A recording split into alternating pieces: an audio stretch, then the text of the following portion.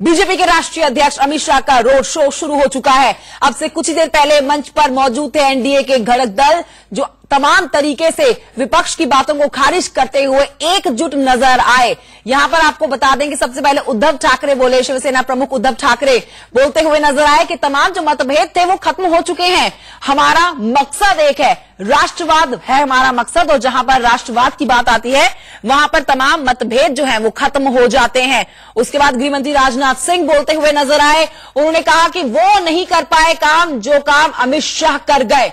अमित शाह ने कर दिखाया वो काम जो वो भी नहीं कर पाए।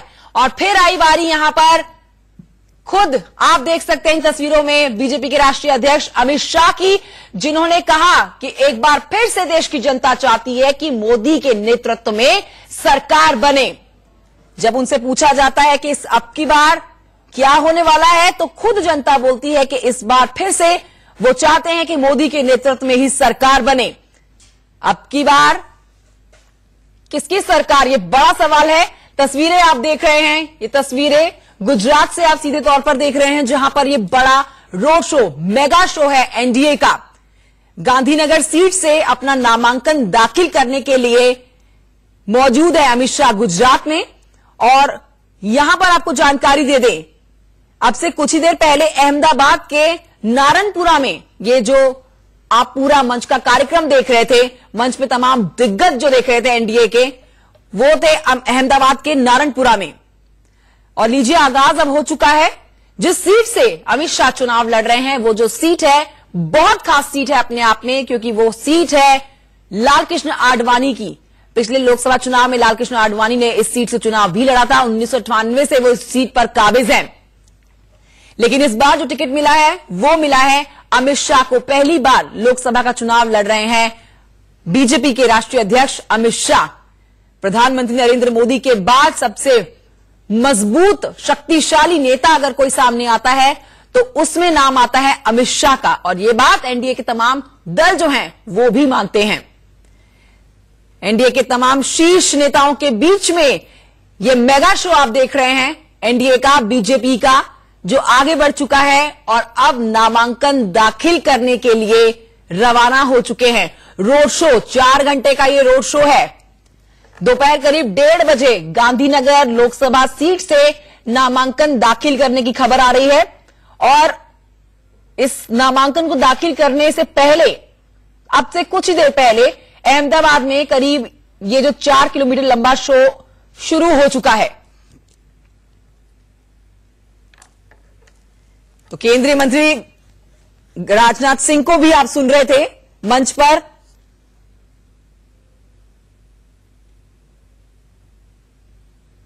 उद्धव ठाकरे को भी आपने सुना, नितिन गडकरी को भी आप सुन रहे थे, साथ ही अमित शाह भी सबसे आखिर में बोले। और केंद्रीय मंत्री राजनाथ सिंह ने कहा कि देश के इतिहास में पहली बार गैर कांग्रेसी पार्टी को स्पष्ट बहुमत हासिल हुआ था।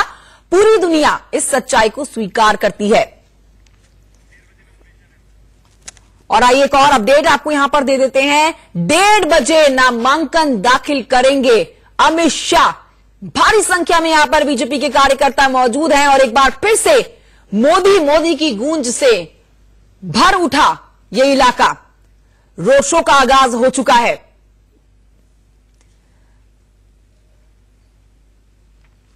गृहमंत्री राजनाथ सिंह कहते हुए नजर आए कि अमित शाह ने करिश्माई काम किया है। 5.5 साल तक मैंने भी संगठन चलाया, लेकिन जो काम मैं ना कर सका वो अमित भाई शाह ने कर दिखाया। और अब देखिए ग्राफिक्स के जरिए समझिए शक्ति प्रदर्शन का कारवां कैसे आगे बढ़ेगा। ये समर्पण टॉवर पहुंचेगा 12:15 पर।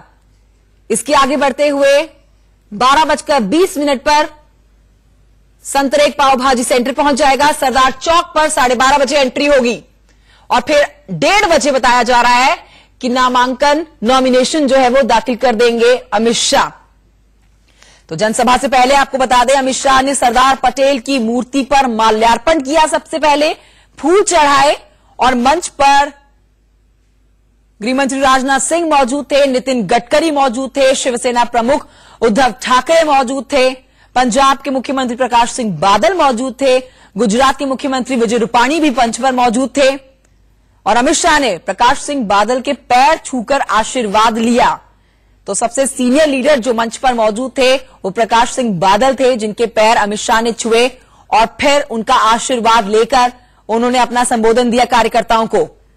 बहुत अहम आज का दिन, 4 तारीख तक की आखिरी तारीख है, 4 अप्रैल तक के लिए नॉमिनेशन फाइल करना है, लेकिन आज का दिन चुना गया अमित शाह के लिए नामांकन फाइल करने का।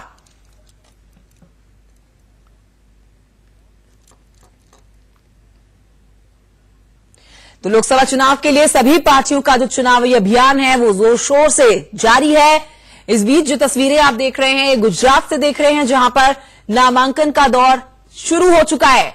अमित शाह अपना नॉमिनेशन आज फाइल करने वाले हैं, दाखिल करने वाले हैं। गुजरात की गांधीनगर सीट से अपना नामांकन भरने वाले हैं। तो वहीं दूसरी ओर आपको बता दें कि प्रधानमंत्री नरेंद्र मोदी भी पहले चरण के चुनाव के मद्देनजर असम और अरुणाचल प्रदेश में रैली करेंगे। हर अपडेट आपको बताएंगे हम इंडिया न्यूज पर। बड़ी खबर आप देख रहे हैं, तस्वीरें साफ है और भीड़ को देख के अंदाजा लगा सकते हैं आप कि जो भारी मात्रा में बीजेपी के समर्थक हैं वो यहां पर मौजूद हैं। हर तरफ मोदी मोदी की गूंज सुनाई दे रही है।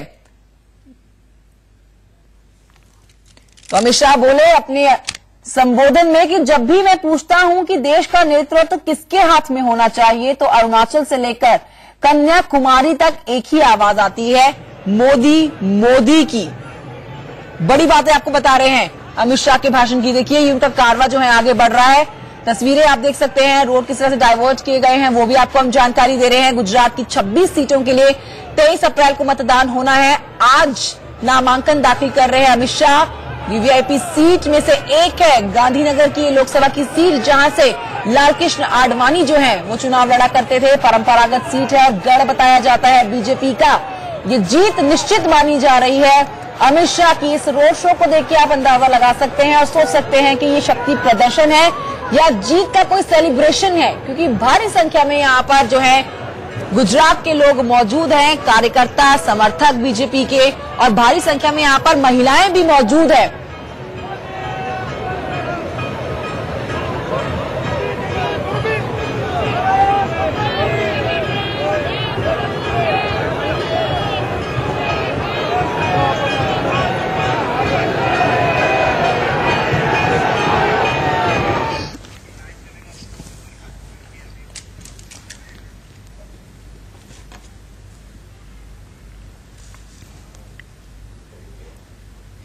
तो एनडीए का मेगा रोड शो आप देख रहे हैं। दूसरी तरफ आपको बता दें कि प्रधानमंत्री नरेंद्र मोदी आज अरुणाचल प्रदेश की तरफ रुख करेंगे, जहां पर वो चुनावी सभा को संबोधित करते हुए नजर आएंगे।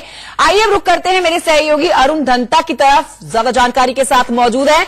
अरुण धनता, ये जो देख पा रहे हैं हम मेगा शो एनडीए का, बीजेपी का जो मेगा रोड शो है, इसको देख के ऐसा लग रहा है कि मानो ये कोई शक्ति प्रदर्शन नहीं है, बल्कि ये तो मानी हुई जीत है। जीत निश्चित बताई जा रही है और उस जीत का सेलिब्रेशन हो रहा है।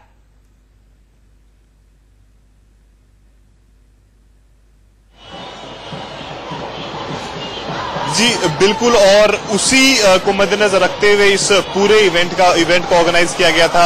अगर आप देख सकते हैं जिस तरह से जो एनडीए जो घटक दल हैं बीजेपी के, वो उनके जितने भी जो हैं वो टॉप लीडर्स हैं, प्रकाश सिंह बादल शिरोमणि अकाली दल के, उद्धव ठाकरे शिवसेना के, रामविलास पासवान, वो तमाम लोग यहाँ पर मौजूद थे। और सबने जब भाषण दिया तो उनका यही कहना था कि आखिर कौन सा ऐसा नेता है जो अपोजिशन के पास है। जितनी भी पार्टियां अपोजिशन में है जो इकट्ठा हो रही है, वो सब लोग जो है उनके एस्पिरेशंस हैं कि वो प्रधानमंत्री बनना चाहते हैं। और जितने भी यहाँ पर जो चाहे राजनाथ सिंह थे, नितिन गडकरी थे, पीयूष गोयल थे, या और जितने भी लोग थे, कहीं ना कहीं मैसेज बिल्कुल साफ था कि इस बार भी जो 2014 में हुआ वो उसे रिपीट करना चाहते हैं। अब कितना ग्राउंड में ये सब, पहले आपको थोड़ा सा एक झलक दिखा दूं। यहाँ पर आप देख सकते हैं ये पूरा जो गाड़ियों का काफिला है, ये वो काफिला है जो करीब 4 किलोमीटर का जो डिस्टेंस है। अमित शाह यहाँ से जो शुरू करेंगे, सरदार पटेल का जो स्टैच्यू है यहाँ से शुरू करेंगे, पाटीदार चौक तक 4 किलोमीटर का वो डिस्टेंस है।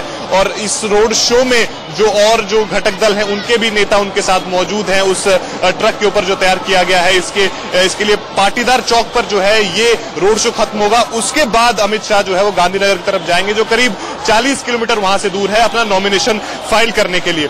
तो जहां तक बात है कि जिस तरह से ये एक बड़ा इवेंट ऑर्गेनाइज किया गया है, तो मैसेज बिल्कुल साफ यहां से दिया जा रहा है कि एक तो जो है वो एनडीए जो है वो बिल्कुल इंटैक्ट है, दूसरा ये है कि गांधीनगर जिस तरह से एक बेस्टिन रहा है बीजेपी का, लालकृष्ण आडवाणी यहां से 6 बार सांसद रहे, उससे पहले अटल बिहारी वाजपेयी भी यहां से सांसद थे, और अब अमित शाह यहां से चुनाव लड़ेंगे, तो कहीं ना कहीं सीट जो है। शुक्रिया आपका अरुण धंता, लौटूंगी मैं आपके पास। फिलहाल की जानकारी के लिए आपका शुक्रिया। तो ये मेगा शो हो रहा है इस समय बीजेपी का, एनडीए का, और अब से कुछ ही देर पहले अमित शाह बोलते हुए भी नजर आए और उन्होंने कहा कि एक बार फिर से जो देश की जनता है वो मोदी सरकार चाहती है, मोदी के नेतृत्व में सरकार चाहती है। छोटे से ब्रेक के यहां पर रुक रहे हैं, बने रहिए इंडिया न्यूज के साथ।